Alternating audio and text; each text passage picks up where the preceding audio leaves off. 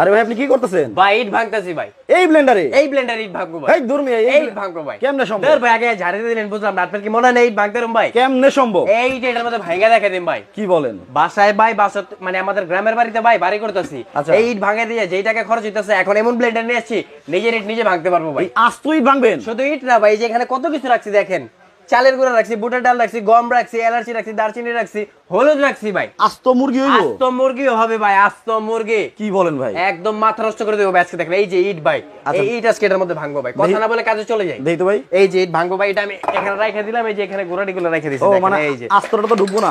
এই যে ভাই আস্ত তো ঢুকবে না, এটা দিয়ে দিয়েছে দেখেন। আচ্ছা আচ্ছা দেখেন। ওরে বিসমিল্লাহ বলে লাইভে ঢুকছি আজকে। আজকে খালি বেলেটটা ঠাস করে ভেঙে দেবো। বেল এটা ভেঙে যাবো ভাই। হ্যাঁ। দেখেন আবার মোবাইল জানি না ভেঙে জায়গা। কি কোন ভাই? এই যে দিয়ে দিলাম ভাই, বিসমিল্লাহ করে ঢুকে দিলাম। আচ্ছা, ঠিক আছে, এতগুলা ইট? এতগুলো ইট দিলাম এবং তিন দিকে সেফটি লক ভাই। ঠিক আচ্ছা। আছে, এই যে দেখেন তিন দিকে সেফটি লক। আমি এটা